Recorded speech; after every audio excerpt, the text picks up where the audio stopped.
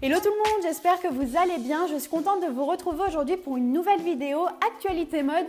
Nous sommes début octobre, donc il est temps de revenir sur toutes les actualités qu'il y a eu durant le mois de septembre. Et donc c'est parti, même s'il n'y a pas eu vraiment beaucoup d'actualités puisqu'on était en période de Fashion Week. Et d'ailleurs, on va commencer par ça, par la Fashion Week, puisqu'il y a eu le premier défilé d'Anthony Vaccarello, donc le nouveau directeur artistique pour Saint Laurent, ainsi que celui de Maria Grazia Chiuri pour Dior et Bouchra Jarrar pour Lanvin.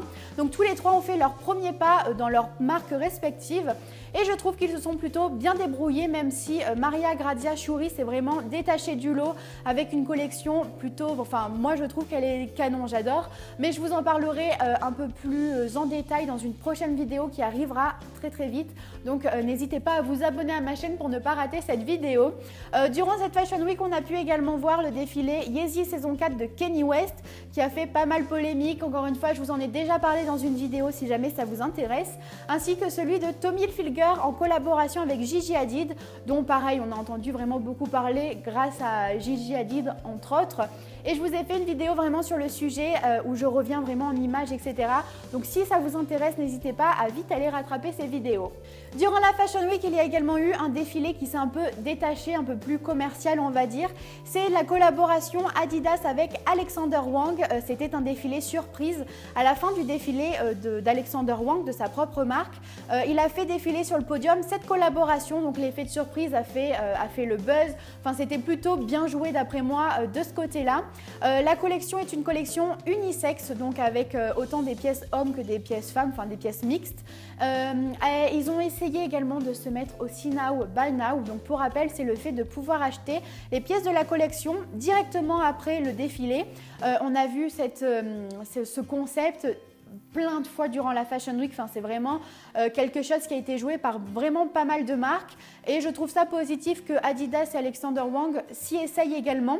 Et d'ailleurs, en fait, on pouvait acheter la collection dans des espèces de minibus, je crois, dans la ville de New York et les pièces sont parties comme des petits pains, il n'y a plus rien. D'ailleurs, ils vont faire un minibus avec la collection Le Tour du Monde pour que tout le monde puisse acheter les pièces de la collection. Donc de Londres à Tokyo, il vous suffit de suivre Alexander Wang et Adidas sur Snapchat et sur Instagram pour voir la tournée, pour voir où le minibus va s'arrêter exactement et pouvoir acheter quelques pièces. Donc si vous êtes intéressé, n'hésitez pas à aller les suivre sur les réseaux sociaux et je trouve encore une fois ce concept plutôt bien joué, c'est plutôt ludique, c'est marrant.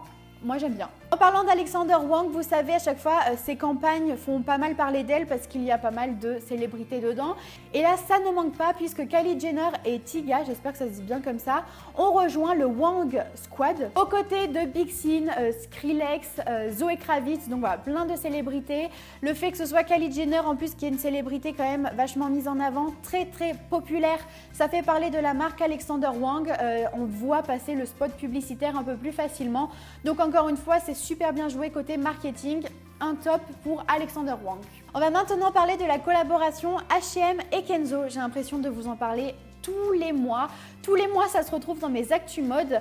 Je n'en peux plus, mais c'est plutôt bien joué de leur part puisqu'en fait tous les mois ils dévoilent de nouvelles informations à propos de cette collection et là cette fois-ci c'est plutôt concernant la campagne qui a été réalisée par Jean-Paul Goud, qui est un univers assez particulier, une façon de faire particulière qui s'accorde parfaitement à l'univers de la collection Kenzo. Enfin je trouve que c'est super bien joué, je suis pas du tout fan de cette collection, c'est pas moi que vous allez voir devant un H&M pour acheter quelques pièces, mais vraiment je trouve que c'est super bien fait. Il a mis en avant des artistes et des célébrités qui ont posé pour cette campagne. Et en plus de ça, il a utilisé la technique du cut-up. Donc c'est un effet un peu comme si on avait découpé les images et qu'on les avait rassemblées. Vous voyez un peu le genre. Et je trouve que ça rend super bien. C'est vraiment, ça s'accorde super bien avec la collection.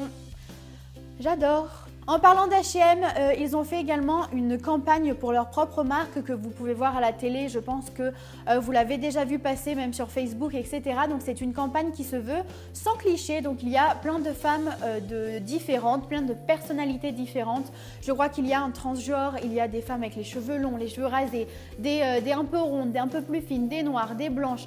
Bref, en veux-tu, en voilà, plein de morphologies, plein de femmes différentes.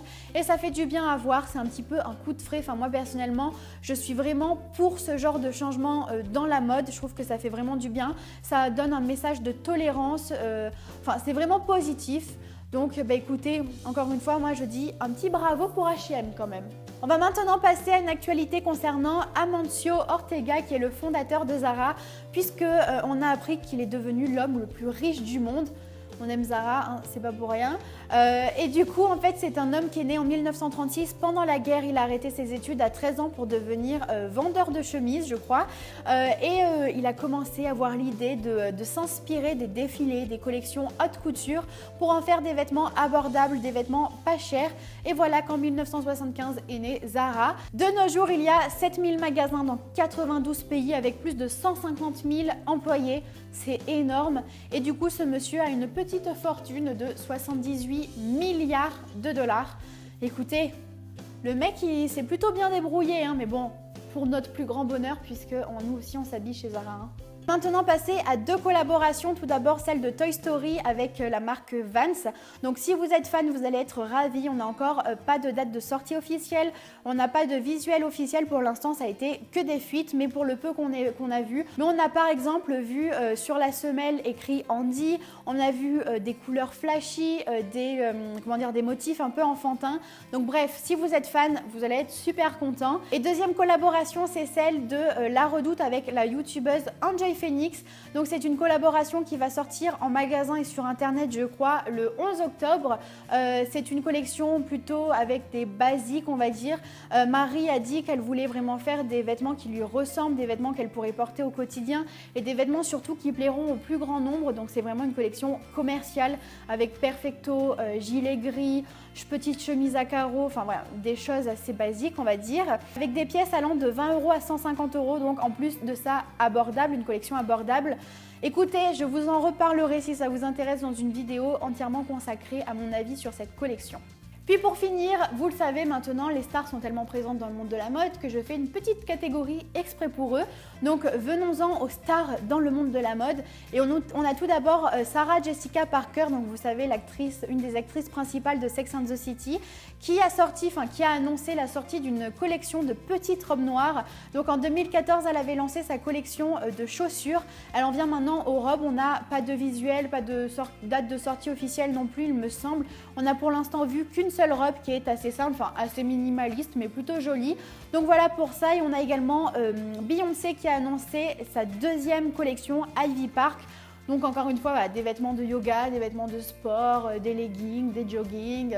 Voilà, une collection de sport avec écrit Ivy Park dessus tout simplement. Elle ressemble très grandement à sa première édition. Là, on a une seconde édition avec de nouveaux modèles, pas plus fifou que la première.